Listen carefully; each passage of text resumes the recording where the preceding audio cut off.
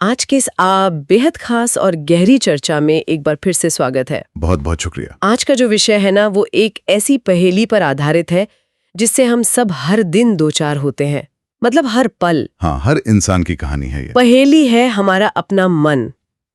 इंसान का मन हमेशा बेचैन क्यों रहता है? वो लगातार एक चीज से दूसरी चीज की तरफ भागता क्यों रहता है? सही बात है। आज हम इसी विषय की गहराइयों में उतरेंगे। ये पूरा विश्लेषण आचार्य प्रशांत के 2014 में युवाओं के साथ हुए एक बेहद दिलचस्प संवाद के अंशों पर आधारित है। और आज की हमारी इस चर्चा का जो मुख्य मिशन है वो यही समझना है कि हमारा मन कभी एक जगह क्यों नहीं टिकता। हाँ, इस अंधीन भागदौड़ के पीछे की असल वजह क्या है और सच्ची शांति का वह रहस्य क्या है जिसे अक्सर समाज में पूरी तरह से गलत समझ लिया जाता है। तो ठीक है, चलिए इसे थोड़ा खोलकर समझते हैं। इस पूरी चर्चा का जो एक कोर आइडिया है वो ये है कि मन को लगातार उलझने के लिए कोई ना कोई विषय या सब्जेक्ट चाहिए होता है। वो एक पल के लिए भी खाली नहीं रह सकता। यहाँ सबसे हैरान करने वाली बात यह है कि ये महज एकाग्रता की कमी नहीं है, जैसा कि अक्सर हम लोग मान लेते हैं। हम इसे अक्सर एक प्रॉब्लम की तरह देखते हैं कि अरे ध्यान नहीं लग रहा है, लेकिन असल में ये मन की एक गहरी, कभी न मिटने वाली भूख है। एक भूख है, मतलब वो जो एक खालीपन है। बिल्कुल। अगर हम रोजमर्रा की जिंदगी को करीब से देखें ना, तो विचारों की उलझन और ये लगातार भटकाव हर इंसान की बेसिक फितरत है। मन का ये एक बेसिक नेचर है कि उसे हमेशा कुछ ना कुछ पकड़ने के लिए चाहिए ही चाहिए। बिल्कुल। तो वो वैक्यूम में नहीं रह सकता। एकदम नहीं। वो एक वैक्यूम में या पूरी तरह से खाली होकर नहीं जी सकता। उसे सरवाइव करने के लिए कोई विचार, कोई चिंता, कोई नया आकर्षण या यहाँ तक कि कोई डर भी चाहिए होता है। अच्छा, मतलब डर भी चलेगा उसे? हाँ, बस उसे खुद को व्यस्त रखना है।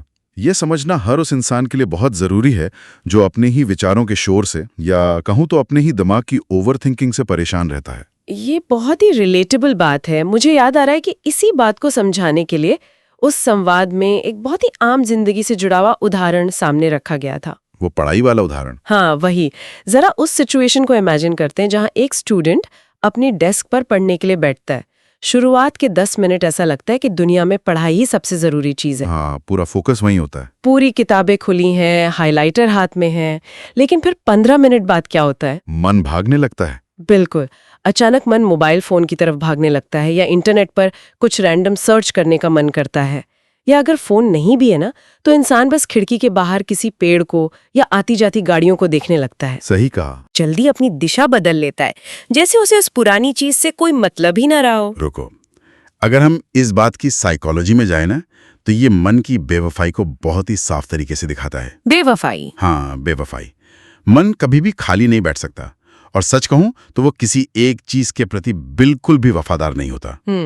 उसकी लॉयल्टी हर पल बदलती है। उसे हमेशा कुछ ऐसा चाहिए जो उसे ज्यादा सुंदर लगे, अधिक आकर्षक हो, और जो उसे उस पल में ज्यादा सुकून या डोपामीन दे सके। तो जब इंसान पढ़ने बैठता है तो कुछ देर बाद वो पढ़ाई मन का पेट नहीं भर पाती।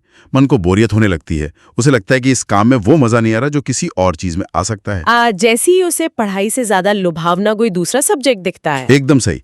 चाहे वो फोन पर आई कोई नोटिफिकेशन हो या खिड़की के बाहर का कोई साधारण सा नजारा, वो तुरंत पुरानी चीज को छोड़ देता है और नए की तरफ भाग जाता है। ये एक बहुत बड़ा आहा मोमेंट है, क्योंकि आमतौर पर समाज में, स्कूलों में या ऑफिस में लोग इसे एक बीमारी या कंसंट्रेशन की समस्या मानते हैं, जो कि ये है ही नहीं। वही तो। हम खुद को कोसते हैं कि हमारा फोकस खराब हो गया है, हमारे अटेंशन स्पैन कम हो गई है। लेकिन इस नजरिए से देखें तो ये एकाग्रता की समस्या है ही नहीं। बिल्कुल नहीं है। ये असल में मन के सही जगह न ठहर पाने की समस्या है। मन जिस चीज को पकड़ रहा है वो चीज उसे अंदर से तृप्त नहीं कर रही है। इसलिए वो एक डाल से दूसरी डाल पर बंदर की तरह छलांग लगा रहा है। बिल्कुल। और वो छलांग इसलिए लगा रहा है क्योंकि मन हमेशा ये सोचकर किसी नई दिशा में भागता है कि शायद वहां उस नई चीज में उसे वो पूरी शांति मिल जाएगी जिसकी उसे तलाश है। पर वो मिलती तो नहीं है। हम सब जानते हैं कि वो शांति कभी वहां मिलती नहीं है। वो बस एक इल्यूजन होता है। तो इस सब का असल मतलब क्या है? इसे समझने के लिए उस संवाद में रेस्टोरेंट का एक बहुत ही दिलचस्प और आंखें खोलने वाला उदाहरण दिया गया था। बहुत ही सटीक उदाहरण है वो, है ना? जरा इमेजिन करो कि कोई इंसान एक बहुत ही महंगे और शानदार रेस्टोरेंट में खाना खाने जा रहा है। लेकिन अगर उस इंसान को गेट पर ये बता दिया जाए कि भाई इस रेस्टोरेंट में तुम चाहे जितना भी खा लो, दुनिया भर की डिश ऑर्डर कर लो और चाहे जितना भी बड़ा बिल चुका दो, जब तुम बाहर निकलोगे तो तुम भूखे ही निकलोगे, तो क्या दुनिया का कोई भी समझदार व्यक्ति उस रेस्टोरेंट में कदम रखेगा? वो पागल ही होगा जो अपना समय और पैसा वहां बर्बाद करेगा। एग्जैक्टली, कोई नहीं जाएगा। लेकिन अगर हम अपनी असल जीवन की तरफ देखें तो इंसान ठीक यही कर रहा है। हम हर रोज उसी रेस्टोरेंट में जा रहे हैं, उसी भूख के साथ। हाँ, हमें लगता है कि एक नई नौकरी मिल जाए, एक नई गाड़ी आ जाए, शहर के किसी पॉश इलाके में एक बड़ा घर बन जाए या किसी खास इंसान से शादी हो जाए तो लाइफ सेट है, बस मंजिल मिल गई। वही हर बार शुरुआत में इंसान को यही फील होता है कि मंजिल मिल गई या आई हैव अराइव्ड। लेकिन क्या होता है, 3-4 महीने बाद वो गाड़ी सिर्फ एक लोहे का डिब्बा लगने लगती है जिससे ऑफिस जाना है, और वो भूख फिर से लौट आती है। बिल्कुल लौट आती है। ये इंसानी स्वभाव की शायद सबसे बड़ी ट्रेजेडी है। हम लगातार उस चीज से उम्मीद लगा बैठते हैं जो हमें भरने के लिए बनी ही नहीं है। हर नई अचीवमेंट पर इंसान सोचता है कि बस अब ये तलाश खत्म हो गई। जब कॉलेज के बाद पहली नौकरी लगती है तो इंसान को लगता है कि अब तो जीवन सफल हो गया, अब और क्या चाहिए। हाँ, जब पहली बार अपनी कमाई से कुछ खरीदते हैं तो लगता है कि यही तो अल्टीमेट खुशी है। लेकिन वो खुशी बहुत जल्द पुरानी पड़ जाती है। उसकी एक्सपायरी डेट बहुत छोटी होती है, सच में बहुत छोटी होती है। मन फिर से बोर हो जाता है और किसी नई चीज की तलाश में निकल पड़ता है। ये भूख कभी शांत नहीं होती क्योंकि मन गलत रेस्टोरेंट में अपनी तृप्ति खोज रहा है, वो बाहरी चीजों में खोज रहा है, पूर्णता ढूंढ रहा है जो वहां मौजूद ही नहीं है। इसी चंचलता मन की इस धोखे को और भी मजेदार तरीके से समझाने के लिए मुल्ला नसरुद्दीन का एक बहुत ही व्यंग्यात्मक किस्सा है जो मुझे बहुत पसंद आया। हाँ, वो किस्सा बहुत गहरा है। कहानी कुछ यूं है कि मुल्ला नसरुद्दीन की पत्नी की बहुत तबीयत खराब है, वो अपनी आखिरी सांसें गिन रही हैं। वो मुल्ला को अपने पास बुलाती है और रोते हुए पूछती है कि क्या उसके मरने के बाद मुल्ला दूसरा निकाह करेगा। मुल्ला, जो कि उस वक्त बहुत दुखी दिख रहा है, तुरंत इनकार कर देता है और कहता है कि अरे नहीं नहीं, बिल्कुल नहीं, मैं तुम्हारे बिना कैसे जी पाऊंगा। जो कि कोई भी उस वक्त कहेगा। बिल्कुल। लेकिन पत्नी को शायद उस पर पूरा भरोसा नहीं है। वो कहती है कि मुझे पता है तुम तो दूसरा निकाह करोगे ही, बस मेरी एक आखिरी शर्त है, मेरे सारे महंगे कपड़े और गहने उस नई औरत को मत देना। और फिर मुल्ला का जवाब आता है। हाँ, इस पर मुल्ला का जो जवाब है वो बड़ा ही हास्यास्पद और इंसानी फितरत को उधेड़ते रख देने वाला है। वो बिना एक पल सोचे तुरंत कहता है, अरे पागल, तू फिक्र मत कर, तेरे ये कपड़े रजिया को वैसे भी नहीं आएंगे। ये कहानी सुनने में भले ही एक हल्का फुल्का चुटकुला लगे, लेकिन अगर हम इसके पीछे की साइकोलॉजी को देखें तो ये मन की पूरी कार्य प्रणाली पर एक बहुत गहरा तमाचा है। कैसे? ये दिखाती है कि मन कितना चंचल है और वो हमेशा भविष्य की योजनाओं में कैसे उलझा रहता है। पहली चीज, यानी इस कहानी में वो पहली पत्नी अभी पूरी तरह से गई भी नहीं है, वर्तमान अभी खत्म भी नहीं हुआ है, लेकिन मन ने पहले से ही अपना अगला लक्ष्य तय कर रखा है। बिल्कुल रजिया के रूप में तय कर रखा है। उसे पता है कि अगला जंप कहाँ मारना है। मन की प्राथमिकताएं बिल्कुल वैसे ही बदलती हैं जैसे इंसान अपने रोज के कपड़े बदलता है। बाप रे! आज जो चीज इंसान को जीवन मरण का सवाल लग रही है, जिसके लिए वो रो रहा है, 10 साल बाद उसी चीज का कोई मोल नहीं रहता। मुझे तो लगता है कि ये बदलाव सिर्फ 10 साल की बात भी नहीं है। आज के इस तेज दौर में इंसान 6 महीने में ही अपनी प्राथमिकताएं बदल लेता है। सही बात है। हम देखते हैं लोग कितनी जल्दी अपने शौक बदलते हैं, करियर बदलते हैं, घर बदलते हैं, शहर बदलते हैं, यहाँ तक कि रिश्ते भी बदल लेते हैं। सब कुछ स्वाइप लेफ्ट और स्वाइप राइट हो गया। एग्जैक्टली। लेकिन इतनी सारी चीजें बदलने के बाद भी वो जो एक गहरा चैन है, रात को सुकून की नींद है, वो कहीं नहीं मिलती। इंसान भीतर से उतना ही बेचैन रहता है। अगर हम इसे व्यापक संदर्भ से जोड़ें तो यही वो बिंदु है जहां जीवन की एक बड़ी कुंठा, एक बहुत गहरी फ्रस्ट्रेशन जन्म लेती है। वो उम्र के साथ वाली फ्रस्ट्रेशन। हाँ, सोचिए उस इंसान के बारे में जिसने अपने जीवन के 20, 30 या 40 साल गलत जगहों पर शांति तलाशने में लगा दिए। पहली या दूसरी बार जब इंसान किसी नौकरी या रिश्ते में असफल होता है या उसे वो मजा नहीं आता, तो वो ये कहकर खुद को तसल्ली दे देता है कि चलो कोई बात नहीं, अगली बार बेहतर होगा, उम्मीद पर दुनिया कायम है। वो उम्मीद ही तो फंसाती है। बिल्कुल। लेकिन जब जीवन के 40 या 50 साल इसी अंतहीन भागदौड़ में बीत जाते हैं और पीछे मुड़कर देखने पर हासिल कुछ नहीं होता, तब इंसान के अंदर एक अजीब सी झुंझुलाहट भर जाती है, एक खालीपन खाने लगता है। हाँ, और शायद यही सबसे बड़ा कारण है कि जब हम 60, 70 या 80 साल के बुजुर्गों को देखते हैं तो उनके चेहरों पर वो निर्मल सच्ची हंसी बहुत कम देखने को मिलती है जो एक छोटे बच्चे के चेहरे पर होती है। बहुत कम। जीवन के अंतिम पड़ाव पर अक्सर लोगों को ये एहसास सताने लगता है कि समय रेत की तरह मुट्ठी से फिसल गया। उन्होंने पूरी जिंदगी उस चीज के पीछे भागने में लगा दी जो कभी उन्हें सुख दे ही नहीं सकती थी। ये विचार अपने आप में कितना डराने वाला है कि आपका पूरा जीवन व्यर्थ चला गया और वो शांति जिसके लिए आपने दिन रात एक कर दिया वो कभी मिली ही नहीं। इस व्यर्थता और खालीपन को अगर और गहरे स्तर पर समझना हो तो इतिहास का एक बहुत बड़ा उदाहरण है जिस पर उस संवाद में चर्चा की गई थी। सिकंदर का उदाहरण। सिकंदर महान, जिसे पूरी दुनिया अलेक्जेंडर द ग्रेट के नाम से जानती है। सिकंदर कोई आम इंसान नहीं था। उसने आधी से ज्यादा दुनिया जीत ली थी। उसके पास तो सब कुछ था। वो एक ऐसा सुल्तान था जिसके पास धन, दौलत, सेना और ताकत की कोई कमी नहीं थी। अगर सांसारिक अचीवमेंट्स की बात करें तो उसने उस पैमाने को पार कर लिया था जो कोई आम आदमी सोच भी नहीं सकता। लेकिन कहानी का अंत क्या हुआ? वो भी बिल्कुल खाली हाथ ही रहा। सिकंदर का वो ऐतिहासिक किस्सा सच में बहुत कुछ सोचने पर मजबूर कर देता है। दुनिया जीतने वाला वो अजेय सुल्तान अपने जीवन के अंतिम क्षणों में अपने घर, अपनी मातृभूमि तक वापस नहीं पहुंच सका। कहते हैं कि जब उसे एहसास हुआ कि उसकी मौत करीब है तो उसने दुनिया भर के बेहतरीन और सबसे महंगे चिकित्सकों को बुलवाया। उसने अपनी सारी दौलत दांव पर लगा दी, सिर्फ इसलिए ताकि वो चंद दिन या कुछ घंटे और जी सके। अपनी माँ से मिलने के लिए? हाँ, और किसी संत से किया हुआ अपना एक वादा पूरा कर सके। लेकिन वो सारी दौलत, वो सारी जीती हुई दुनिया उसे चंद सांसें भी खरीद कर नहीं दे सकी।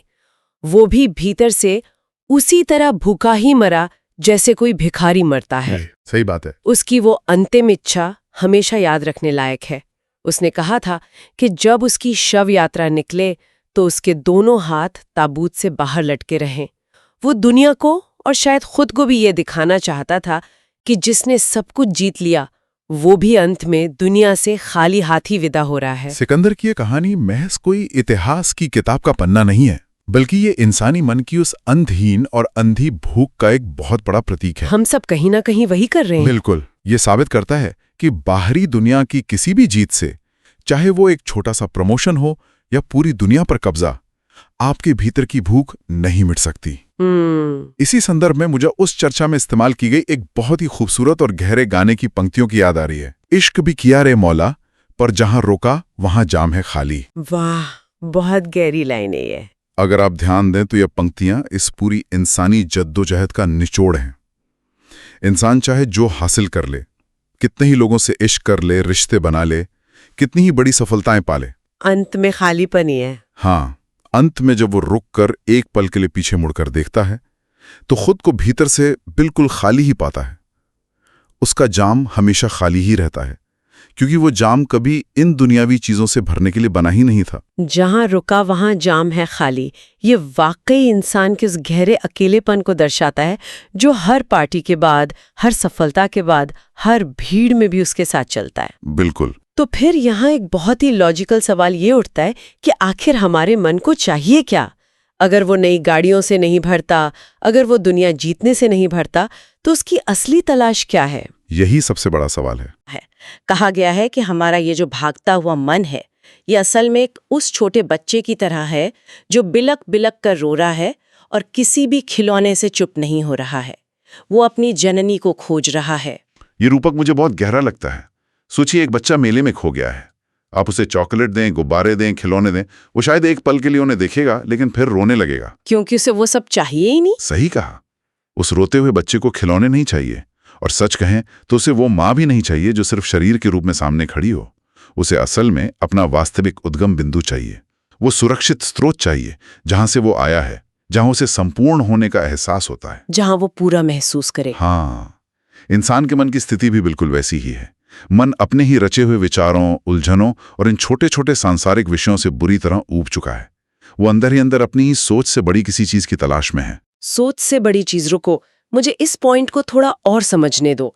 इसका मतलब ये है कि मन किसी ऐसी चीज को पाना चाहता है जो उसकी अपनी सीमाओं से, उसके अपने लॉजिक से परे हो। बिल्कुल। क्योंकि जाहिर सी बात है, जो कुछ भी मन सोच सकता है, इमेजिन कर सकता है, वो तो मन की उपज है ना, इसलिए वो मन से छोटा ही होगा। एकदम सटीक बात कही। मन की यही त्रासदी है कि वो जिस चीज को समझ लेता है उससे वो बोर हो जाता है। हाँ, इसलिए मन को उस परम विषय की तलाश है जिससे दुनिया के अलग अलग धर्मों और दर्शनों में अलग अलग नामों से जाना गया है। जैसे ईश्वर या अल्लाह। हाँ, कभी उसे ईश्वर कहा गया, कभी अल्लाह का नाम दिया गया, कभी ब्रह्म कहा गया, तो कभी उसे सिर्फ परम सत्य या ट्रूथ कहा गया। नाम चाहे जो भी हो, बात एक ही है। जब तक मन को ये परम विषय या ये अल्टीमेट सच्चाई नहीं मिल जाती, तब तक मन के भीतर की वो खटपट, वो कुटकुट, वो रात को नींद न आने वाली बेचैनी लगातार चलती ही रहेगी। मतलब ये कोई बीमारी नहीं है? बिल्कुल नहीं, ये कोई डिप्रेशन नहीं है। ये मन की एक प्राकृतिक मांग है कि वो अपने ओरिजिनल सोर्स से जुड़ना चाहता है। और मुझे लगता है कि यहीं पर आध्यात्मिकता या स्पिरिचुअलिटी का वो असली अर्थ सामने आता है, जिसे अक्सर हमारे समाज में भारी भरकम भ्रांतियों और कर्म कांडों के तले दबा दिया जाता है। सही बात है। लोगों को लगता है अध्यात्म का मतलब है सब कुछ छोड़ छाड़ देना। इससे एक बहुत महत्वपूर्ण सवाल खड़ा होता है कि आखिर ये सच्ची आध्यात्मिकता है क्या? अगर हम इस चर्चा के कोर में जाएं तो ये बहुत स्पष्ट हो जाता है कि आध्यात्मिकता कोई रूढ़िवादी रिवाज नहीं है। इसका मतलब ये बिल्कुल नहीं है कि आप कपड़े त्याग दें, किसी शमशान में जाके बैठ जाएं या पहाड़ों और जंगलों में जाके दुनिया से कटकर एक सन्यासी बन जाएं। तो फिर क्या है? आध्यात्मिकता वास्तव में बोध या इंटेलिजेंस का नाम है। इंटेलिजेंस? हाँ, ये आंखें खोलकर पूरी अवेयरनेस के साथ असलियत में जीने का तरीका है। समाज द्वारा हमारे दिमाग में डाली गई उल्टी सीधी धारणाओं, झूठी उम्मीदों और खुद के बारे में बनाई गई झूठी इमेजेस को छोड़ना ही सच्चा अध्यात्म है। ये सच में एक बहुत ही आजाद कर देने वाला, एक मुक्तिदायक विचार है। अक्सर जब लोगों से कहा जाता है कि सत्य को जानो या स्पिरिचुअल बनो, तो वे अंदर से डर जाते हैं। उन्हें लगता है कि सब छोड़ना पड़ेगा। वही, उन्हें लगता है कि अरे बाप रे, अब तो सब कुछ त्यागना पड़ेगा, अपना करियर छोड़ना पड़ेगा, परिवार से दूर जाना पड़ेगा। लेकिन यहाँ तो बात बिल्कुल अलग है। पूरी तरह अलग है।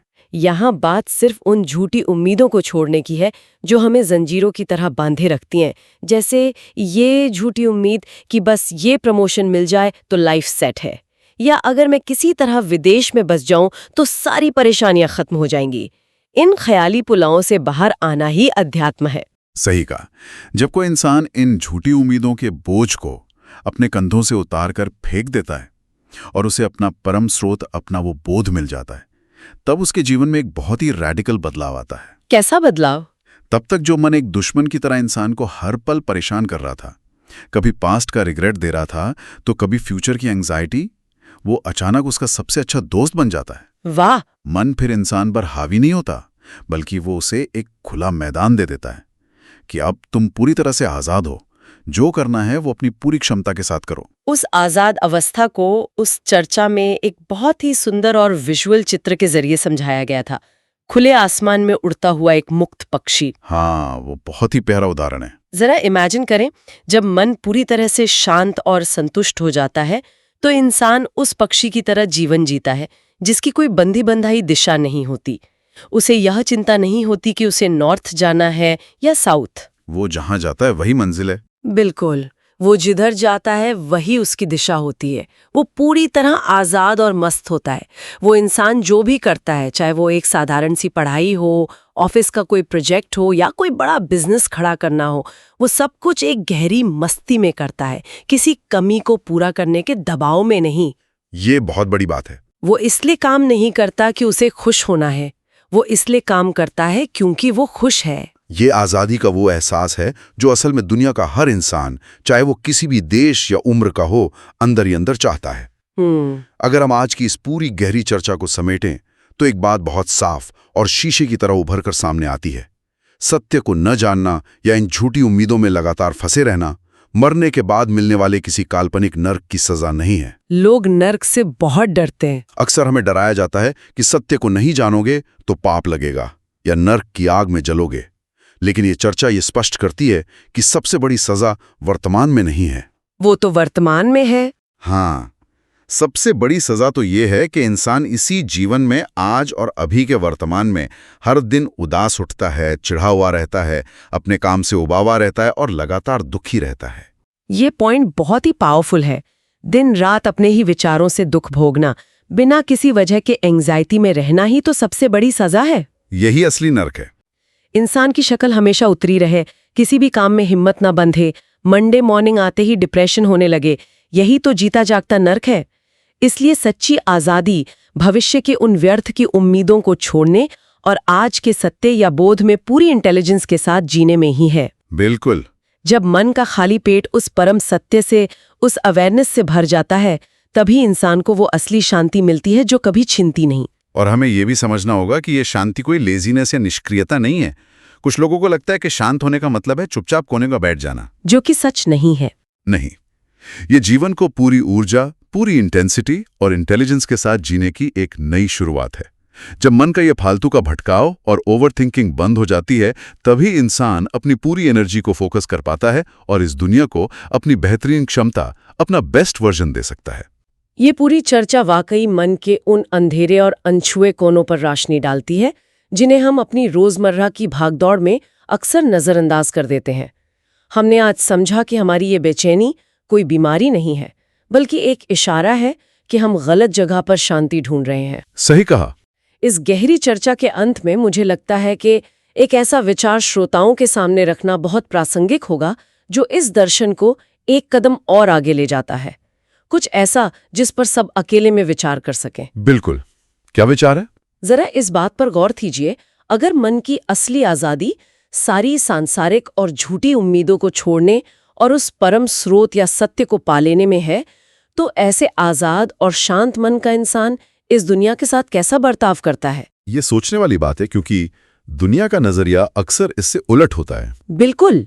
सोचने वाली बात यह है कि क्या सत्य को पा लेने के बाद इंसान की तरक्की करने की, पैसे कमाने की या समाज को बदलने की जो महत्वाकांक्षा या एम्बिशन होता है, वो पूरी तरह से खत्म हो जाता है?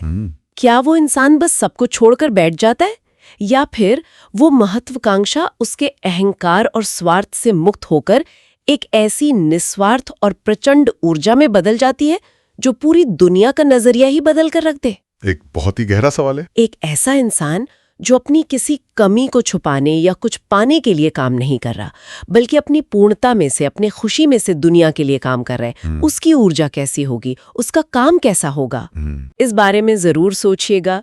ये एक ऐसा प्रश्न है जो हमारी अपनी मन की शांति और इस संसार में हमारे कर्म के बीच के संबंध को पूरी तरह से फिर से परिभाषित कर सकता है। इसी विचारशील और खुले हुए बिंदु पर हम आज की इस गहरी चर्चा को विराम देते हैं। ज्ञान, बोध और खुद को जानने की ये यात्रा ऐसे ही चलती रहे।